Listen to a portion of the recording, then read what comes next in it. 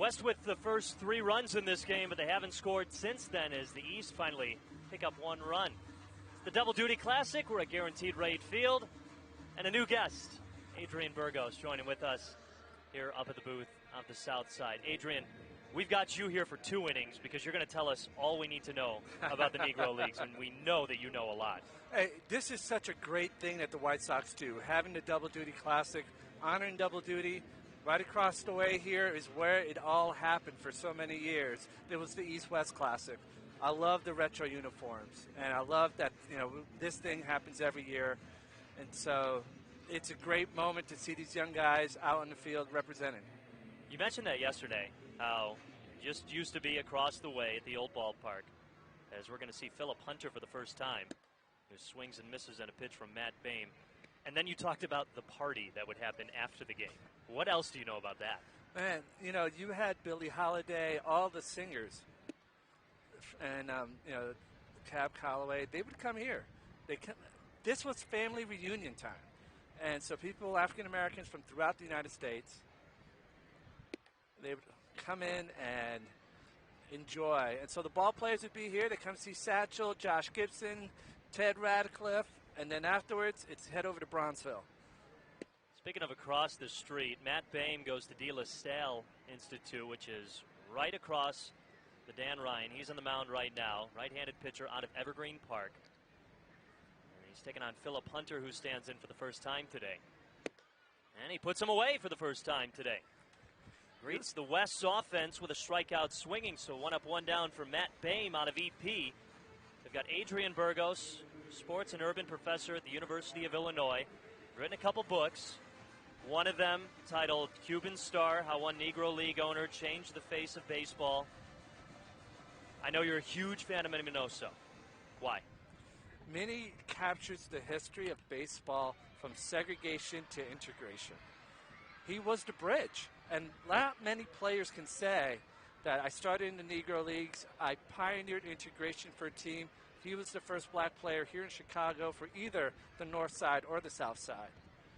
I tell some folks, don't get it twisted. Ernie Banks, he integrated the Cubs, but Minnie had been in 3 Major League All-Star games already when Ernie first put on that Cub uniform. So integration in Chicago really started with Minnie Minoso here on the south side. Jeremiah McKinney fighting off a couple of fastballs from Boehm, and now Boehm trying to go with the breaking pitch but misses high.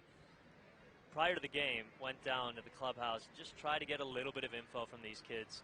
And I didn't go up to Jeremiah McKinney. He said, hey, do you want to talk to me? He made sure I talked to him. So I said, okay, you put down you want to own your own business after baseball. It's kind of vague. What do you want to own? It's like, I want to own a restaurant. Okay, what are you going to sell? I'm going to sell everything. Sell everything so everyone's happy, everyone's having a good time. Now he takes that breaking ball so he stays happy with a full count.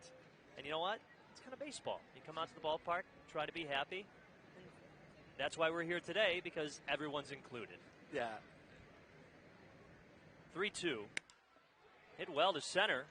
Jackson's been fairly busy out there, and he'll glide to his left with a one-handed grab. The connection between food, baseball, and music, I mean, that was the sporting life of these ball players. And particularly when they went down to the Caribbean and could find a good spot where they can all get together.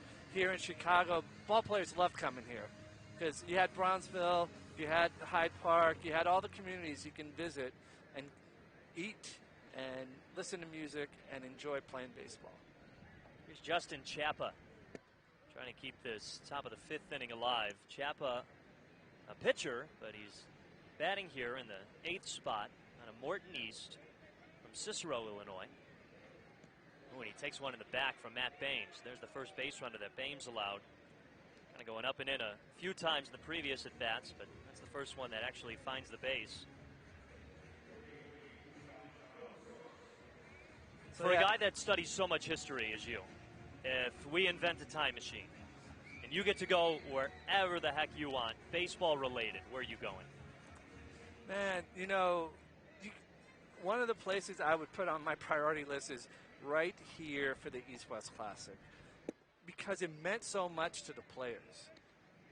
It was voted in by the fans. The Courier, Pittsburgh Courier, the Chicago Defender, the New York Age. the fans voted via the newspapers. And whoever they voted in, that's who they're coming to see here in Chicago. So before there was an All-Star game in the major leagues, there was the East-West Classic. This one shot hard to right. Jackson loses the cap, but not the ball. There's out number 3. Another scoreless inning for the East on the pitcher's mound. We're halfway through with the 11th annual Double Duty Classic. Adrian Burgos sticks around for another couple innings. Next from Chicago.